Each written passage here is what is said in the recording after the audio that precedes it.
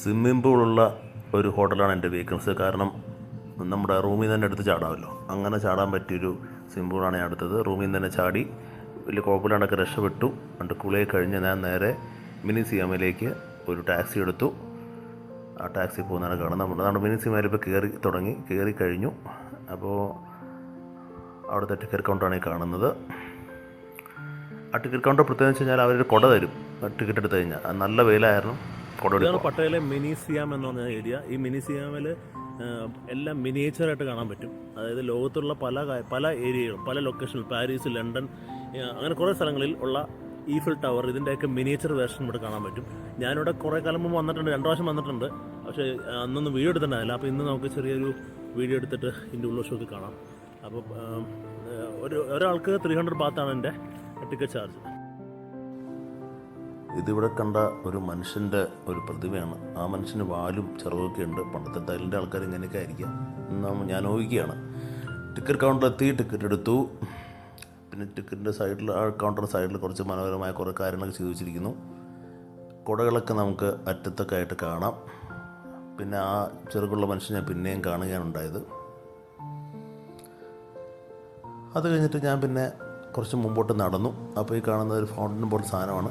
ഇതിൽ കിടക്കെ പിന്നീട് വെള്ളം പോലെയൊക്കെ വരും. ഇപ്പോൾ ഫൗണ്ടൻ ഓണാക്കിയില്ലാന്ന് തോന്നുന്നു. പിന്നെ ഒരു ബ്രഹ്മാവിൻ്റെ ഒരു രൂപങ്ങളൊക്കെ അവിടെയുണ്ട്. അതായത് നമ്മുടെ ഇന്ത്യയിലുള്ള ദൈവങ്ങളൊക്കെ അവിടെയുണ്ട്. വിഷ്ണുവുണ്ട്, ബ്രഹ്മാവുണ്ട്, ശിവനുണ്ട്. 4 തലയുള്ള ബ്രഹ്മാവ് താലിലെത്തുമ്പോൾ ഇങ്ങനെയാണ് ഇരിക്കുന്നത്. അപ്പോൾ ഇതൊക്കെ സാർവത്രികമായ ഓരോ ദൈവങ്ങളാണെന്ന് വിചാരിക്കാം. കാരണം ഇവിടുത്തെ ആൾക്കാർ അങ്ങോട്ട് പോയി, അവിടുത്തെ ആൾക്കാർ ഇങ്ങോട്ട് വന്നു, അങ്ങനെ. പിന്നെ ധാരാളം പൂക്കളുള്ള മരങ്ങളും ഒക്കെ നമുക്ക് പോകണമെങ്കിൽ കാണാം. പൂക്കളുള്ള മരങ്ങളും എൻ്റെ ഒരു വീക്ക്നെസ്സാണ്. മരം മാത്രം വരാം, പൂവും വേണം. വെറും മരം മാത്രം രസം ഉണ്ടാവില്ല. പക്ഷേ ഇപ്പോൾ അടുത്ത കാലത്തായിട്ട് എനിക്ക് ബോൺസായി മരങ്ങളാണ് കൂടുതൽ ഇഷ്ടം വന്നേക്കണേ. പിന്നെ നമ്മൾ മുമ്പിലെത്തിക്കഴിഞ്ഞപ്പോൾ ജയൻസ് എന്നവർ പറയുന്ന രാവണൻ്റെ കിങ്കരന്മാരാണെന്നാണ് എനിക്ക് തോന്നുന്നത്. രാവണനുണ്ട് ഇതിൻ്റെ ഉള്ളിൽ, പക്ഷേ ഇതിൻ്റെ ഫ്രണ്ടിൽ രാവണൻ്റെ കിങ്കരന്മാരായിട്ടാണ് ഞാൻ മനസ്സിലാക്കുന്നത്. ഇവിടെ രാമായണം എന്നൊക്കെ എഴുതി വെച്ചിട്ടുണ്ട് പലയിടത്തും. അപ്പോൾ രാവണൻ്റെ കിങ്കരന്മാരാവാനാണ് ഇവർ സാധ്യത.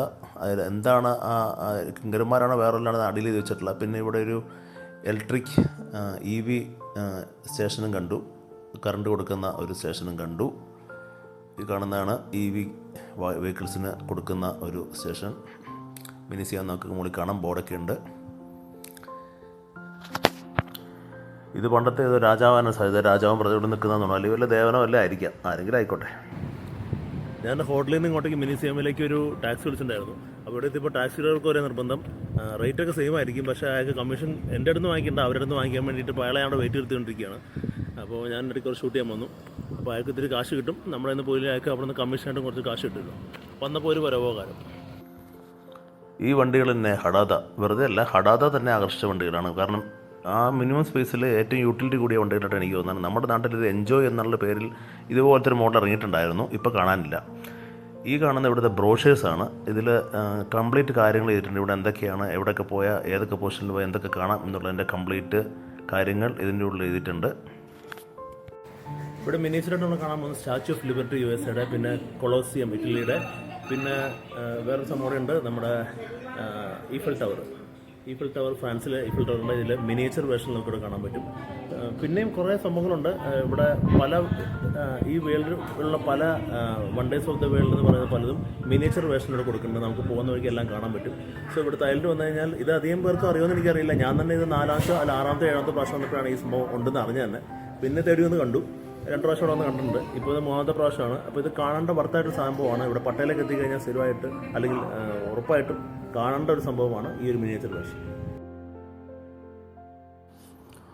ഇനി നമുക്ക് ഇതിൻ്റെ ഉള്ളിലേക്ക് കയറാം. കയറി ചെല്ലുമ്പോൾ കാണുന്ന കാര്യങ്ങളാണ് ഇതെല്ലാം. അത്യാവശ്യം ഗാർഡൻ ഏരിയയൊക്കെ ഉണ്ട്. ഇത് രാവണൻ്റെ പ്രതിമയാണ്. അടിയിൽ രാവണൻ എന്ന് ചോദിച്ചിട്ടുണ്ട്. പിന്നെ കാണുന്നതെല്ലാം ഇനി ഇങ്ങോട്ട് കാണുന്ന ലെഫ്റ്റിൽ കാണുന്ന ആ ഒരു നീല ഇതെല്ലാം ഫൗണ്ടനാണ്.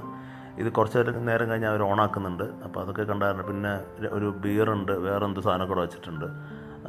ഇനി അങ്ങോട്ട് പ്രതിമകളും മിനിയേച്ചറിൻ്റെ കളിയാണ് വരാൻ പോണത്. അങ്ങ് കാണുന്ന ഈഫൽ ഗോപുരത്തിൻ്റെ മിനിയേച്ചർ പ്രതിമയാണ്. ഇനി എല്ലാം മിനിയേച്ചേഴ്സാണ്. ഈ കാണുന്ന വ്യാളി കൊണ്ടുണ്ടാക്കിയ ഒരു ഒരു ചെയറാകുന്നു. ഇത് ഇവിടുത്തെ ഒരു രാജാവാണെന്നാണ് എനിക്ക് മനസ്സിലാവുന്നത്. അദ്ദേഹത്തിൻ്റെ പ്രതിമ ആയിരിക്കാം, പണ്ടത്തെ ഏതോ രാജാവായിരിക്കാം, അങ്ങനെയാണ് കണ്ടു തോന്നുന്നത്.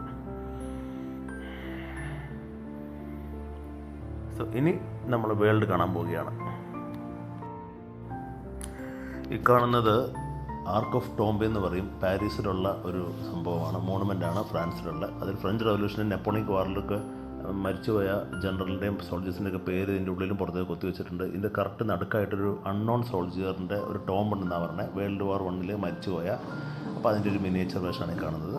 പിന്നെ നമുക്ക് പോകുമ്പോൾ കാണുന്നത് നമ്മളൊന്നും കണ്ടിട്ടില്ലാത്ത ഒരു ഡിനോസറിൻ്റെ ഒരു പ്രതിമയാണിത്. ജുറാസിക് പാർക്ക് വന്നപ്പോൾ തൊട്ടാണ് നമുക്ക് ദിനോസറുകളൊക്കെ കൂടുതൽ കാണാൻ പറ്റിയത്. അപ്പോൾ ഇതിൽ ഒരു കാണാൻ കോമാളിയായിട്ടുള്ള ഒരു രസമുള്ള ഒരു അധികം കുഴപ്പമില്ലാത്തൊരു ദിനോസറിൻ്റെ പ്രതിമയാണ് വെച്ചേക്കുന്നത്. അപ്പോൾ നമുക്ക് കാണുമ്പോൾ രസം തോന്നും. ഇനിയിപ്പോൾ നമ്മൾ കാണുന്നത് നമുക്ക് ഏറ്റവും അറിയാവുന്ന പാരീസിലെ ഈഫൽ ടവറാണ്. അതായത് wrought iron lattice Eiffel tower എന്ന് പറയുന്നത്. റോട്ട് അയൺ കൊണ്ടാണ് ഇത് പണിതേക്കുന്നത്. 4 നിലയുണ്ട്. അക്കാലത്തെ ഏറ്റവും വലിയ ടോളർ സ്ട്രക്ചർ ഇൻ ദ വേൾഡ് ആയിരുന്നു. 330 മീറ്റർ ഉണ്ട്. അത് വാഷിങ്ടണിലെ ഒരു ടവറിനേക്കാളും വലിയ ടവറായിട്ട് മാറിയത് വാഷിങ്ടൺ മോണുവിനേക്കാളും വലിയ ടവറായിരുന്നു അക്കാലത്തെ കാര്യം പറയുന്നത്. അതൊരു 40 കൊല്ലം വേൾഡിലെ ഏറ്റവും ടോളസ്റ്റ് ബിൽഡിംഗ് തന്നെയായിരുന്നു. ഏതാണ്ട് 80 നില കെട്ടിടത്തിൻ്റെ അത്ര ഹൈറ്റ് ഉണ്ട്. 4 നില ഉണ്ടെന്ന് ഞാൻ പറഞ്ഞല്ലോ. ഇത് ഈഫിൽ എന്ന് വെച്ചാൽ അതിൻ്റെ ഒരു എഞ്ചിനീയറുടെ പേരാണ്. പുള്ളിക്ക് സെപ്പറേറ്റ് ആയിട്ടൊരു പ്രൈവറ്റ് അപ്പാർട്ട്മെൻറ്റ് ഏറ്റവും മുകളിലുണ്ടായിരുന്നു. അതൊക്കെയാണ് ഇതിൻ്റെ ഒരു വിശേഷത.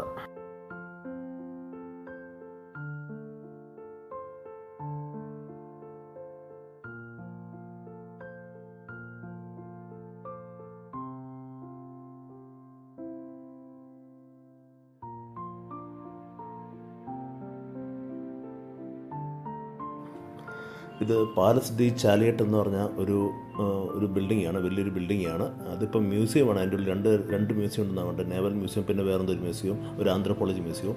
ഇത് പാരീസ് തന്നെയുള്ളതാണ്. ഈ ബിൽഡിംഗ് 10-ാം നൂറ്റാണ്ടിൽ കുറച്ച് പൊളിച്ചിട്ട് പിന്നെ രണ്ടാമത് ബിൽഡ് ചെയ്തതാണ്. ഇവിടെ ഹിറ്റ്ലറിൻ്റെ ഒരു ഫോട്ടോ എടുത്തിരുന്നതാണ്. ഹിറ്റ്ലർ വന്നപ്പോൾ അതിൻ്റെ നമ്മുടെ ഈഫിൽ ടവർ ബാക്ക്ഗ്രൗണ്ടിൽ വെച്ചിട്ടൊരു ഫോട്ടോ എടുത്തിട്ടുണ്ട്. പിന്നെ വേൾഡ് വാർ 2 അമേരിക്ക ജയിച്ചപ്പോൾ അമേരിക്കൻ പ്രസിഡന്റ് വന്ന് ഇവിടെ ഒരു സ്പീച്ച് നടത്തുകയുണ്ടായി.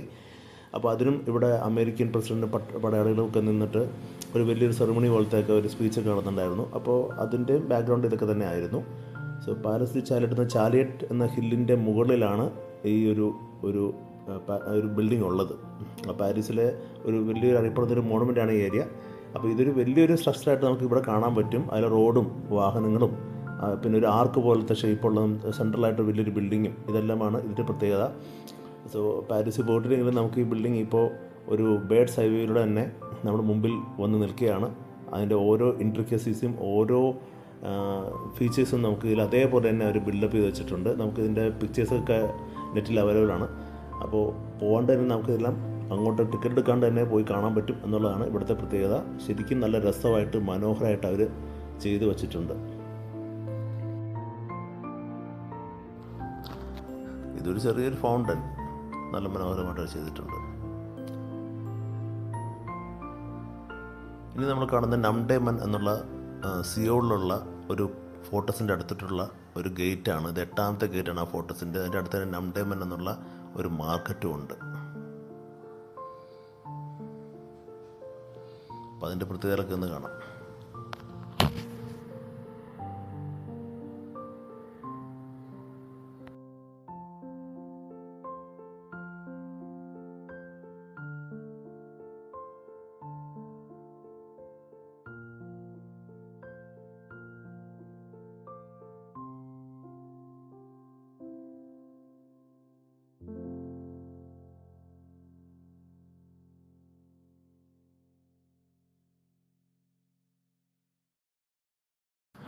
ഇത് ഹിരോഷിമ നാഗസാക്കി ജപ്പാനിൽ അമേരിക്ക ബോംബിട്ടപ്പോൾ അതിൻ്റെ ഒരു ഡെപ്പിക്ഷൻ പോലെ ഉണ്ടാക്കി വെച്ചേക്കുകയാണ്.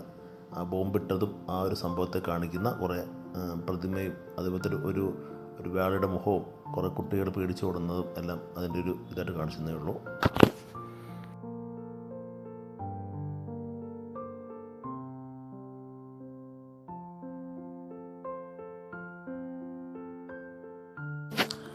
ജോഹാൻ സാഡൻ എന്നുള്ള ഒരു മ്യൂസിഷ്യനാണെന്നാണ് ഞാൻ മനസ്സിലാക്കുന്നത്. അപ്പോൾ അദ്ദേഹത്തിൻ്റെ ഒരു പ്രതിമ അവിടെ വെച്ചിട്ടുണ്ട്. ഡീറ്റെയിൽസ് ഞാൻ അതിൽ നോക്കിയിട്ടില്ല. പക്ഷേ ഒരു സ്കൾപ്ചർ നൽകിയത് കാണാൻ നല്ല ഭംഗിയുണ്ട്.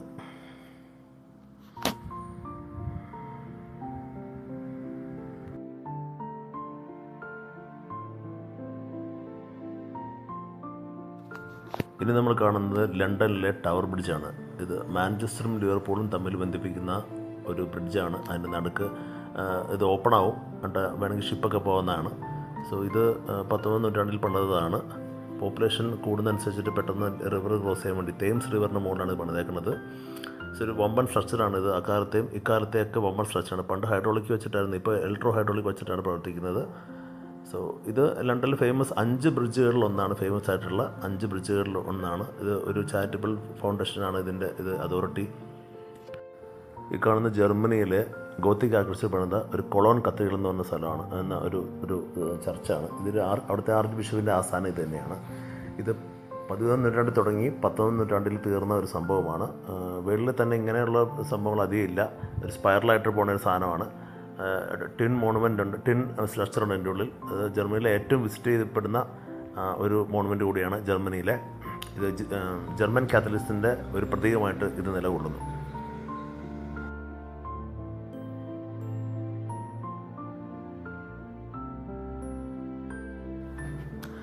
ഇത് ട്രിവി ഫൗണ്ടൻ എന്ന് പറയും. അതായത് ഇറ്റലിയിലെ റോമിലെ ഒരു ട്രിവി എന്ന ഡിസ്ട്രിക്റ്റിലുണ്ടാകുന്ന ഒരു ഫൗണ്ടനാണ്. 25 മീറ്റർ ഹൈറ്റും ഏതാണ്ട് 50 മീറ്ററോളം വിഡ്ത്തും ഉണ്ട്. 19ാം നൂറ്റാണ്ടിൽ പണിത ഒരു സ്ട്രക്ചറാണ്.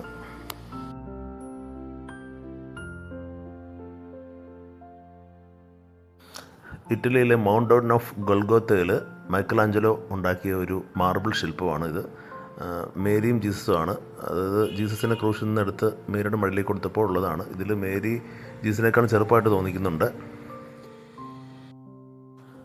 ഇനി നമുക്ക് ഈജിപ്തിലേക്ക് പോകാം. ഇത് ടെമ്പിൾ ഓഫ് അബു സിംബൽ എന്ന് പറയും. ഇവിടെ അതായത് അപ്പർ ഈജിപ്തിൽ സുഡാൻ്റെ അടുത്തായിട്ട് അന്നത്തെ രാജാവായ, അതായത് 13ാം സെഞ്ചുറി BC-യിൽ രമസിസ് എന്ന അന്നത്തെ ഫറോവ നിർമ്മിച്ചതാണ്. അദ്ദേഹത്തിൻ്റെ കുടുംബാംഗങ്ങളും കുട്ടികളൊക്കെ ഉള്ള സ്ഥലമാണ്. ഈ ഭാഗം സുഡാനായിട്ട് വളരെ അടുത്താണ്. ഇവിടെ നുബിയ എന്ന സ്ഥലത്ത് നിന്ന് കുറേ ഗോൾഡൊക്കെ കിട്ടുമായിരുന്നു ആ കാലത്ത്. സോ അന്ന് ഈജിപ്റ്റ് ഭയങ്കര മൈറ്റി ആയിരുന്നു. അപ്പോൾ അന്ന് അദ്ദേഹത്തിൻ്റെ കുറേ ബിൽഡിങ്സ് അദ്ദേഹം ചെയ്തിട്ടുണ്ട്. അപ്പോൾ ഈ ഒരു ബിൽഡിംഗ് 2 ടെമ്പിൾസാണ് ശരിക്കും. അപ്പോൾ അതിൻ്റെ ഒരു സ്ട്രക്ചർ ഇവിടെ റീമേക്ക് ചെയ്യുന്നേ ഉള്ളൂ. ഒറിജിനൽ സാധനം ഒന്ന് റീമേക്ക് ചെയ്തിട്ടുണ്ടായിരുന്നു, വേറെ സ്ഥലത്തേക്ക് ഒരു മാറ്റിയിട്ടുണ്ടായിരുന്നു. ഇനി കാണുന്നത് കത്തീഡ്രൽ ഓഫ് പിസയാണ്. ഈ സ്ഥലത്താണ്, ഇറ്റലിയിലാണ് ഈ സംഭവം. ഇതിൽ നമുക്ക് ചെരിവുള്ള പിസ ഗോപുരം കാണാം. ഇത് 12th സെഞ്ചുറിയിൽ പണിത ഒരു സ്ട്രക്ചറാണിത്, ഇറ്റലിയിൽ വെച്ചിട്ട്. മുസ്ലിംസുകൾ യുദ്ധം കഴിഞ്ഞപ്പോൾ അതിൻ്റെ ബാക്കി വന്ന കാര്യങ്ങളൊക്കെ എടുത്തിട്ട് ചെയ്ത സംഭവമെന്ന് കേൾക്കുന്നു. ക്രിസ്ത്യാനിറ്റി ഒരു മൈറ്റിയായിട്ട് നിൽക്കുന്ന ഒരു സമയത്താണ് ഇതൊക്കെ പണിതത്.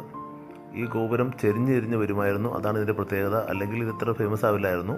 ചെരിഞ്ഞിട്ട് ഒരു പ്രത്യേക ടവർ ഓഫ് പിസയാണത്. ടവർ ഓഫ് പിസ ചെരിഞ്ഞിട്ട് കുറച്ച് ആംഗിളിൽ തന്നെ അങ്ങ് നിൽക്കുകയാണ് ഇപ്പോഴും.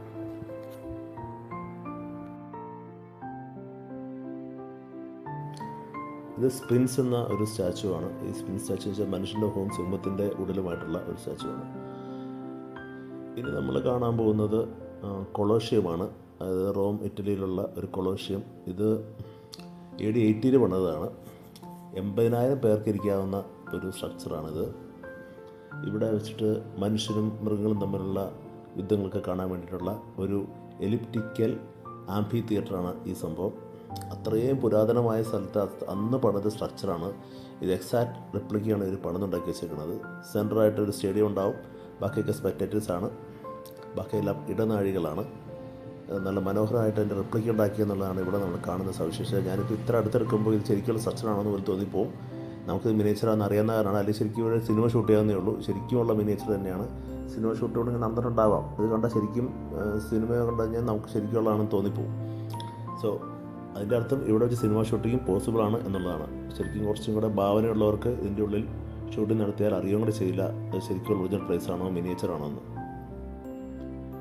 അത്ര മനോഹരമായിട്ടാണ് ഇവരിതെല്ലാം ചെയ്തിരിക്കുന്നത്. ഈ എല്ലാ ചുവരുകൾക്കിടയിലേക്കും ആ നടുക്കുള്ള സ്റ്റേഡിയത്തിലേക്ക് ഒരു വ്യൂ ഉണ്ടെന്ന് മനസ്സിലാക്കുക. എനിക്കിവിടെ ഏറ്റവും ഇഷ്ടപ്പെട്ട സ്ട്രക്ചറും ഇത് തന്നെയാണ്. കണ്ടിട്ടും മതിയാവുന്നില്ല എന്നുള്ളതാണ് സത്യം.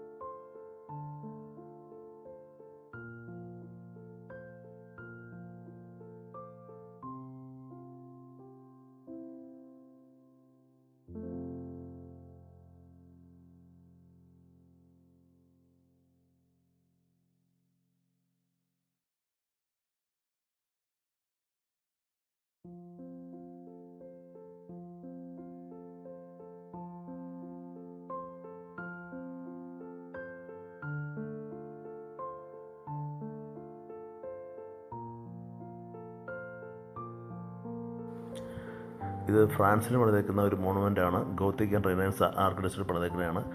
അവിടുത്തെ റിവറിന് അക്രോസ് ആയിട്ട് പണിതേക്കണ ഒരു ഗോത്തിക് ആൻഡ് റിനൈൻസ് സ്റ്റൈലിൽ പണിതേക്കണ ഒരു മോണുമെൻ്റാണ്. ചാറ്റേ ഡി ചെനൈസ് എന്ന് പറഞ്ഞാൽ അത് ചെനൈസ് എന്ന സ്ഥലത്ത് പണിതിരിക്കുന്ന ഒരു ബിൽഡിങ്ങിൻ്റെ പേരാണത്.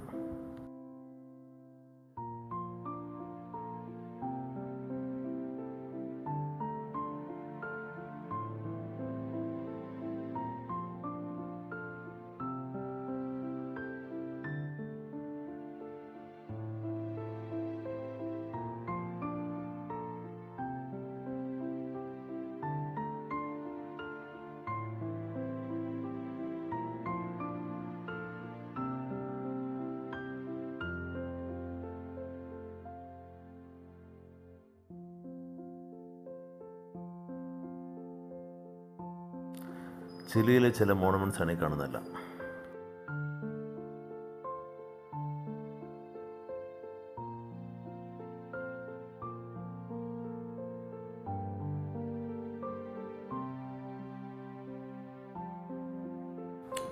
യുഎസിലേക്ക് പോകുന്നവർ കാണുന്ന ഒരു കാഴ്ചയാണ് സ്റ്റാച്യു ഓഫ് ലിബർട്ടി.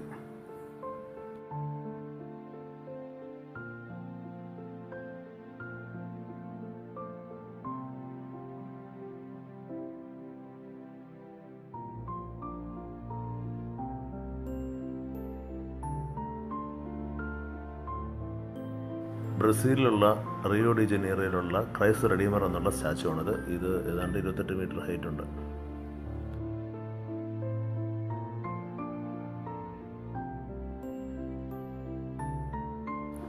ജർമ്മനിയിലെ ബവേറിയയിലെ ഒരു കുന്നിൻ മുകളിലുള്ള ഒരു കൊട്ടാരമാണിത്. ദുർഘടമായ ഒരു പാതകളൊക്കെ പിന്നിട്ട് വേണം അങ്ങോട്ട് എത്താൻ. വന്നത് ഒരു സ്റ്റൈൽ ഫാക്ഷൻ നമുക്ക് ഇതിൽ കാണാൻ പറ്റും.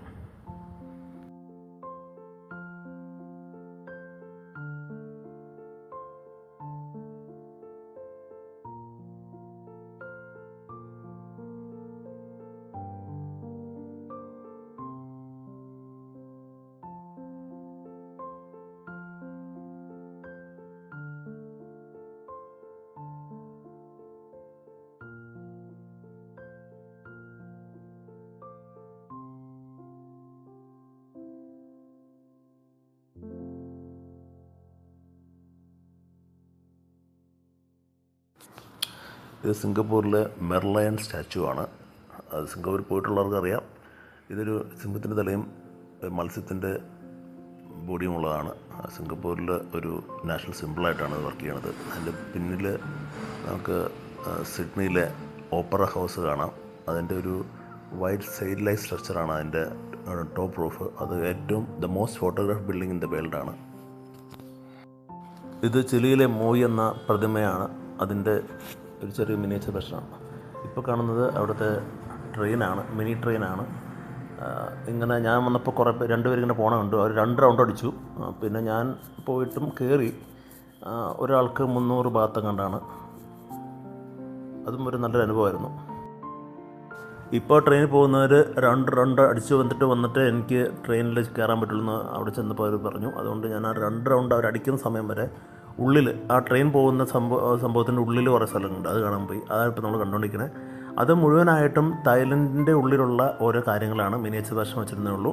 തായ്ലൻഡിലെ ഗ്രാമങ്ങളും അല്ലാത്ത സ്ഥലങ്ങളും സിറ്റികളും അങ്ങനെ കുറേ സംഭവങ്ങളും കുറേ അമ്പലങ്ങളും റെയിൽവേ സ്റ്റേഷൻ പിന്നെ എയറോഡ്രോം ഇതൊക്കെയാണ് ഇതിൽ കാണാവുന്നത്. നമുക്കിനി അത് കണ്ടുവരാവുന്നേ ഉള്ളൂ. ഇവിടെ 2025 എന്ന് പറഞ്ഞൊരു ലവ് സിമ്പിളൊക്കെ വെച്ചിട്ടുണ്ട്. അപ്പോൾ ഇനിയുള്ളതിൽ ഞാൻ എൻ്റെ മനോഹരമായ ഈ വിവരണം ഞാൻ തരുന്നതായിരിക്കില്ല. അത് നിങ്ങൾ സഹിക്കണം. അപ്പോൾ നിങ്ങൾ കാണുക, കണ്ട് മനസ്സിലാക്കുക. അപ്പോൾ എൻ്റെ വിവരണം കേൾക്കാത്ത നിങ്ങൾക്ക് ദുഃഖം ഉണ്ടാകുമെന്ന് എനിക്കറിയാം. എന്നാലും ആ ദുഃഖം സഹിച്ചേ പറ്റൂ. സോ ഞാനിപ്പോൾ തൽക്കാലത്തേക്ക് എൻ്റെ വിവരം നിർത്തുകയാണ്. കുറച്ച് കണ്ട് പിന്നെയും വരാം.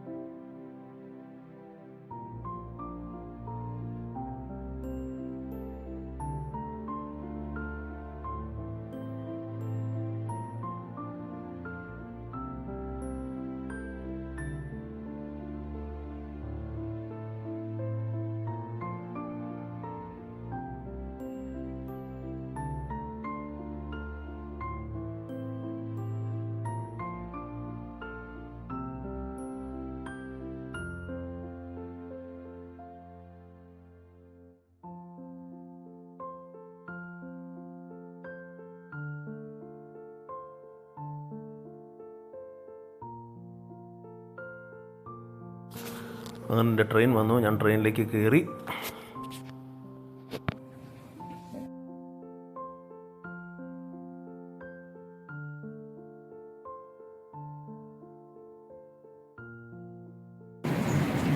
തായ്ലൻഡ് വന്നിട്ട് ഒരു ചെറിയൊരു മിനി ട്രെയിനിൽ കയറി. ഇവിടെ മിനി സിയാങ്ങിലൊരു മിനി ട്രെയിൻ ഉണ്ട്, ഒരാൾക്ക് 100 വെച്ചിട്ടാണ്. അപ്പോൾ അതിലൊന്ന് കയറി.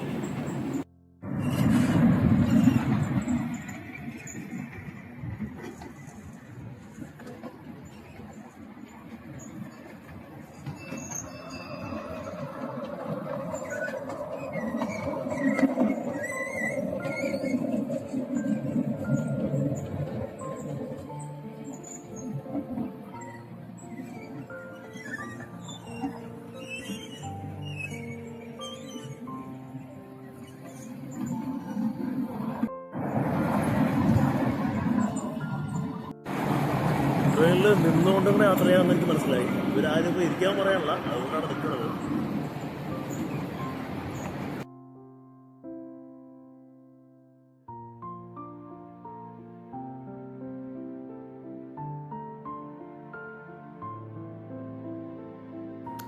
നമ്മളിപ്പോൾ ഇത്ര നേരം ചുറ്റിടുന്ന സ്ഥലം, അതായത് തായ്ലൻഡിൻ്റെ ഉള്ളിലുള്ള മിനിയേച്ചർ എന്ന സ്ഥലങ്ങളുടെ ചുറ്റുമാണ് ഈ ട്രെയിൻ ഓടുന്നത്. അപ്പോൾ അത് ട്രെയിനിലൂടെ ഒന്നുകൂടെ കാണാമെന്ന് മാത്രമാണ് ഇപ്പോൾ ഉള്ള ഒരു രസം. പിന്നെ ഈ ട്രെയിനൊരു ടണലിൻ്റെ ഉള്ളിൽ കിടക്കെ പോകുന്നുണ്ട്. ചെറിയ ടണൽ പോലെയൊക്കെ ഉണ്ടാക്കി വെച്ചിട്ടുണ്ട്. അങ്ങനെ കുറച്ച് ട്രെയിനിൽ പോകുമ്പോഴുള്ള യാത്രയുടെ ഒരു രസങ്ങൾ ഇതിലുണ്ട്. അതിൻ്റെ സൗണ്ടും ഒക്കെ ഉണ്ട്. മിനിയേച്ചർ ട്രെയിൻ ഞാനധികം കയറിയിട്ടില്ല. ആദ്യമായിട്ടല്ലെങ്കിലും നമ്മുടെ വീഗാലാൻഡിൽ കയറിയിട്ടുണ്ട്. പക്ഷേ ഇവിടെ ഉണ്ടാകും കയറാനുള്ള ഒരു അവസരം കിട്ടി.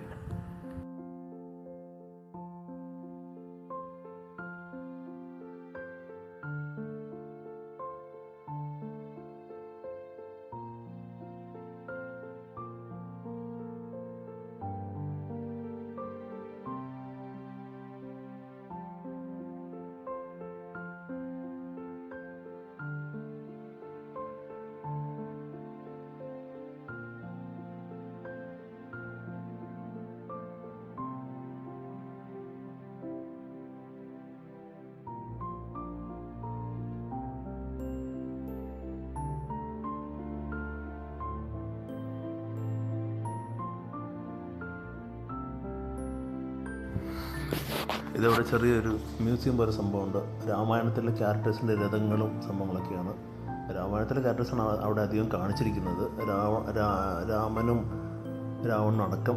അപ്പോൾ മ്യൂസിയത്തിലൊക്കെ ഒന്ന് കയറി കാണാം. അത് ഫ്രീ ആണ്. ഇതിൻ്റെ ഉള്ളിൽ കയറി കണ്ട് പുറത്തിറക്കുമ്പോൾ നമുക്ക് കാണുന്നത് വിഷ്ണുവും വിഷ്ണുവിൻ്റെ ഭാര്യയും നമ്മുടെ നാഗത്തിൻ്റെ മുകളിൽ കിടക്കുന്ന അനന്തശയനമാണ് ഈ കാണുന്നത്.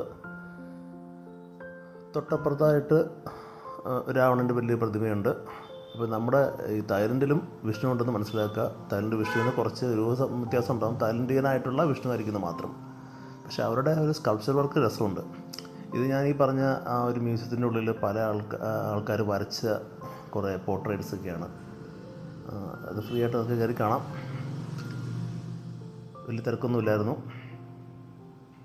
പിന്നെ അവരുടെ കുറേ രൂപങ്ങൾ കുത്തിവെച്ചതൊക്കെ അതിൻ്റെ ഉള്ളിലുണ്ട്. പിന്നെ അവിടെ പോകുന്ന ഒരു ബാത്റൂമാണ്. പിന്നെ ഒരു ആന. എല്ലാം ശില്പങ്ങൾ തന്നെ. ഏതാണ്ട് നമ്മളെല്ലാം കണ്ടു കഴിഞ്ഞു. ഇനി മിനി സിയമയിൽ നിന്ന് പുറത്തേക്ക് ഇറങ്ങുകയാണ്. മിനി സിയമയിൽ നിന്ന് ഞാൻ ഇവിടെ ഉള്ളതാണ്. ഇനിയിപ്പോൾ റെയിൽവേ സ്റ്റേഷനിലേക്ക് പോവുകയാണ്. അവിടെ നിന്ന് ഒരു ലോക്കൽ ട്രെയിൻ, തായ്ലൻഡിലെ ഒരു ലോക്കൽ ട്രെയിനിൽ പോകുന്ന ഭയങ്കര ആഗ്രഹമുണ്ട്. ലോക്കലായിട്ട് ആളുകളോട് മിങ്കിൾ ചെയ്ത് ലോക്കലായിട്ട് സഞ്ചരിക്കുക, അതാണ് എൻ്റെ ഉദ്ദേശം.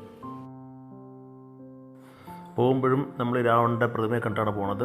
രാവണൻ്റെ പ്രതിമ. ഞാൻ പിന്നെ നേരെ അവിടുത്തെ ലോക്കൽ റെയിൽവേ സ്റ്റേഷൻ പട്ടയ സ്റ്റേഷനിലേക്കാണ് പോയത്. അവിടെ നിന്ന് ട്രെയിൻ കയറി പോകാനാണ് ഞാൻ അവിടെ വന്നിരിക്കുന്നത്. ഇത് നേരത്തെ കാണിച്ച റെയിൽവേ സ്റ്റേഷനാണ്. തായ്ലൻഡിൽ ചെറിയൊരു ലോക്കൽ റെയിൽവേ സ്റ്റേഷനാണ്. ഇവിടെ നിന്ന് ഇപ്പോൾ മനഃപൂർവ്വം ട്രെയിൻ കയറി പോവാണ്. ഇവിടെ നിന്ന് ട്രെയിൻ കയറുന്നുള്ള എൻ്റെ ഒരു ആവേശമാണ്. അതുകൊണ്ട്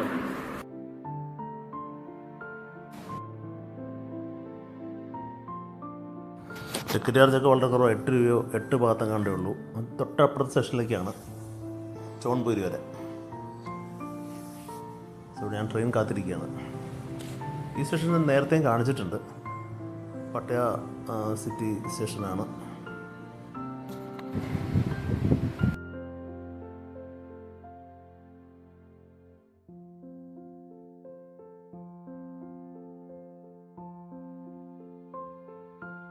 എൻ്റെ ബാക്കിൽ ഇപ്പോൾ ട്രെയിൻ പയ്യെ വന്നുകൊണ്ടിരിക്കുന്നുണ്ട്. ഇതൊരു മീറ്റർ ഗേജ് ആണെന്ന് തോന്നുന്നു. ഇപ്പോൾ ട്രെയിൻ പെട്ടെന്ന് തന്നെ ലോക്കൽ ട്രെയിൻ ഇപ്പോൾ തന്നെ വരുന്നതായിരിക്കും. നമുക്കൊരു കയറി പോകാം.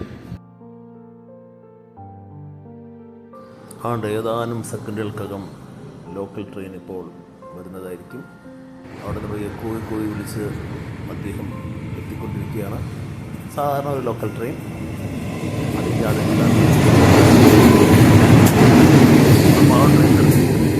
പാവപ്പെട്ട ഞാൻ അതിൻ്റെ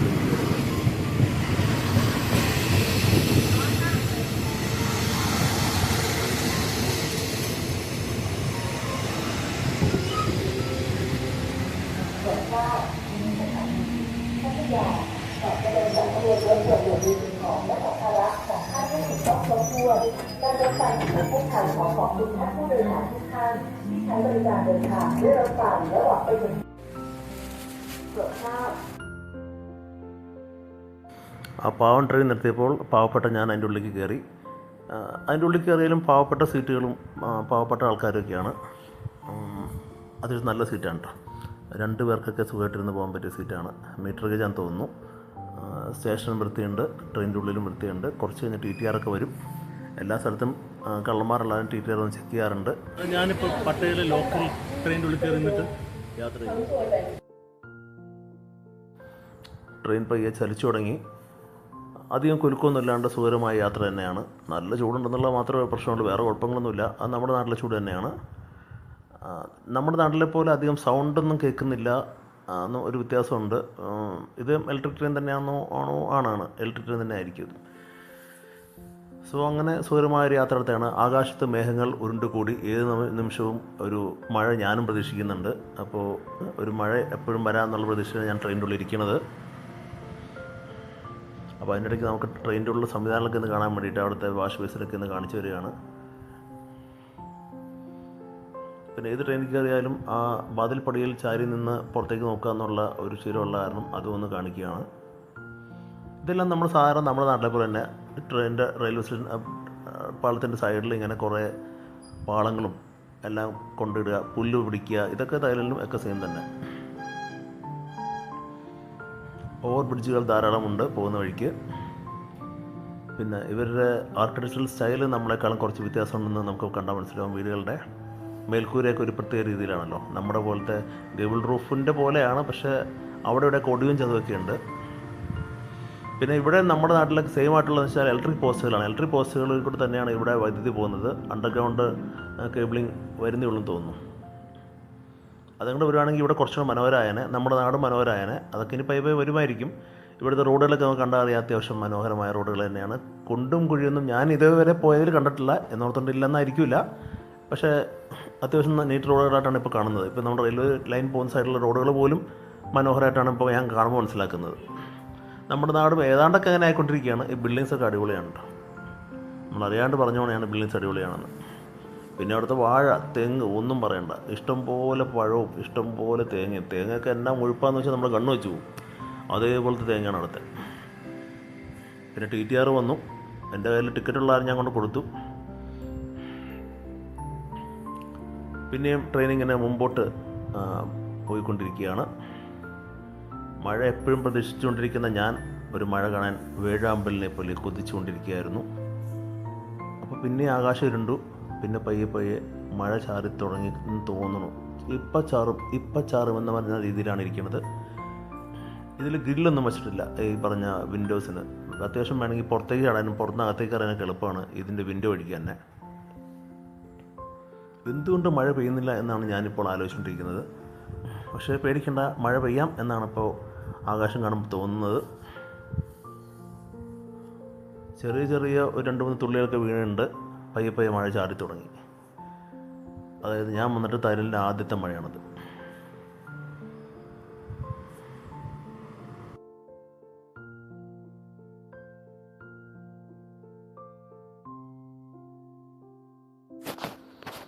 ഏതോ സ്റ്റേഷൻ അടുക്കാറായോ എന്നൊരു ആന്തൽ എൻ്റെ ഉള്ളിൽ ഇങ്ങനെ അനുഭവപ്പെട്ടു. കാരണം സ്റ്റേഷൻ എന്തോ അടുക്കണ പോലെ തോന്നി. കുറച്ച് പുറത്തേക്ക് കഴിയുമ്പോൾ കുറേ വണ്ടികൾ നിർത്തും. അപ്പോഴാണ് എനിക്ക് മനസ്സിലായില്ല ഒരു ക്രോസാണ്, ലെവൽ ക്രോസാണെന്ന് മനസ്സിലായി. അപ്പോൾ നമ്മുടെ നാട്ടിലിപ്പോൾ ലെവൽ ക്രോസിൽ അവിടെ ഉണ്ട്. അപ്പോൾ അതങ്ങ് കഴിഞ്ഞു. അത് കഴിഞ്ഞിട്ട് കുറച്ചും കൂടെ മുമ്പോട്ട് പോയപ്പോൾ വേറെ ട്രെയിൻ കിടക്കുന്നത് കണ്ടു.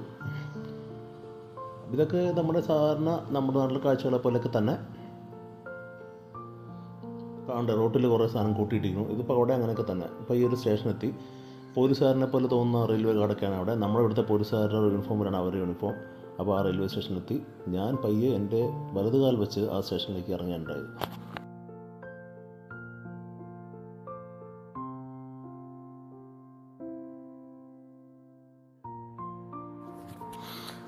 ഇറങ്ങേണ്ട സ്റ്റോപ്പ് ഇതാണെങ്കിലും ഇതൊരു കുഗ്രാമമായി പോയി. ഇവിടെ നിന്നൊരു ടാക്സിയും കിട്ടില്ല, ഒരു പണ്ടാരം കിട്ടില്ല എന്ന് മനസ്സിലായി. ആകെ വേവലാതിപ്പെട്ടു ഞാൻ. പിന്നെയും തൈലിലെത്തിക്കഴിഞ്ഞാൽ നമ്മളൊരു മുന്നൊരുക്കമില്ലാണ്ട് പോയി കഴിഞ്ഞാൽ ഇങ്ങനെയൊക്കെ ഇരിക്കും. പക്ഷേ എനിക്ക് ഇങ്ങനത്തെ യാത്രയ്ക്ക് തന്നെ ഇഷ്ടം. കാരണം അങ്ങനെ ആകുമ്പോഴേ പ്രതിസന്ധികൾ വരുള്ളൂ. ഈ പ്രതിസന്ധികൾ നമ്മൾ എങ്ങനെ തരണം ചെയ്യുന്നു എന്ന് എനിക്ക് തന്നെ കാണണം. അതിനു വേണ്ടിയിട്ടാണ് ഞാൻ ഇങ്ങനെയുള്ള യാത്രകളൊക്കെ അറിഞ്ഞുകൊണ്ടിരിക്കുന്നത്. ആണ്ടെ ഒരു കാറ് പോകുന്നുള്ളൂ. ഒരു കാറേ പോകുന്നുള്ളൂ, വേറെ കാറൊന്നും കാണുന്നില്ല. പിന്നെ ഞാൻ ആ സ്റ്റേഷൻ മാസ്റ്റർ സംസാരിച്ചിട്ട് ഒരു കാർ വരുത്തുകയാണ് ഇവിടെ ഉണ്ടായത്. ആംഗ്യ ഭാഷയിലാണ്. പുള്ളിക്ക് ഇംഗ്ലീഷ് അറിയില്ല, എനിക്ക് അവരുടെ ഭാഷ അറിയില്ല. അപ്പോൾ അങ്ങനെ ഇത് അവിടുത്തെ സ്റ്റേഷൻ മാസ്റ്ററും സ്റ്റാഫിൻ്റെയൊക്കെ ഒരു ഫോട്ടോയാണ്. ഫൗണ്ടനൊക്കെ എടുത്തു. ഇതെല്ലാം എടുത്തു കഴിഞ്ഞിട്ടാണ് ഞാൻ പുള്ളിയോട് സംസാരിച്ചത്. കാരണം ഞാൻ മാത്രമേ ഉള്ളൂ. ഞാനിങ്ങനെ ചുരുത്തിരണ്ടപ്പോൾ പുള്ളി ചോദിച്ചു. അപ്പോൾ ഉത്തരം പറഞ്ഞു. ചെറിയ കളിപ്പോയിട്ട് ഇവിടെ ശരിക്കും പറഞ്ഞാൽ ഒരു വെറിയൊരു കുഗ്രാമം പോലത്തെ ഒരു ഏരിയയാണ്. ഞാൻ അവിടുത്തെ തൊട്ടടുത്ത് വല്ല ബസ് കിട്ടുന്ന ഓർത്ത് നടക്കില്ല. ഇവിടെ നിന്നൊരു ടാക്സി വിളിച്ചാൽ തൊട്ടടുത്തുള്ള ഒരു ബസ് കിട്ടുന്ന സ്ഥലത്തേക്ക് പോകാൻ. ഇനിയിപ്പോൾ ടാക്സി വിളിക്കാനുള്ള പരിപാടിയാണ്. അങ്ങനെ ടാക്സിക്ക് വേണ്ടി വെയിറ്റ് ചെയ്തപ്പോൾ കുറച്ച് സ്റ്റേഷൻ എടുക്കാമെന്ന് കരുതി. കുറച്ച് കഴിഞ്ഞപ്പോൾ ആ ടാക്സി എത്തി. ടാക്സി ഓടിച്ചത് ഒരു യുവതിയാണ്. യുവതിക്കൊരു 1 വയസ്സുള്ളൊരു മോളുണ്ട്. മോളെ മുമ്പിൽ ഇങ്ങനെ ഇരുത്തിയേക്കാണ്. ആ മോളെ ഞാനിങ്ങനെ സൈഡിൽ കൂടെ വീഡിയോ എടുത്താണ്. അപ്പോൾ അവരെന്നെ അവിടെ അടുത്തുള്ള സിറ്റിയിൽ കൊണ്ടുവിട്ടു. അതാണ് സംഭവിച്ചത്. അപ്പോൾ പോണ വഴിക്ക് അവരുടെ കഥയൊക്കെ പറഞ്ഞു. ഞാൻ എൻ്റെ കഥയും പറഞ്ഞു. ഞങ്ങളങ്ങനെ യാത്ര ചെയ്തു. കൊച്ച് ഇടയ്ക്കിടയ്ക്ക് കരയുണ്ട്. കൊച്ചിന് ഭക്ഷണമൊക്കെ കിട്ടാൻ വേണ്ടി ഇങ്ങനെ ഇടയ്ക്ക് നോക്കുന്നുണ്ട്. വീഡിയോ ഇഷ്ടപ്പെട്ട സബ്സ്ക്രൈബ് ചെയ്ത് ലൈക്ക് ചെയ്യുക, ഷെയർ ചെയ്യുക. Thank you very much.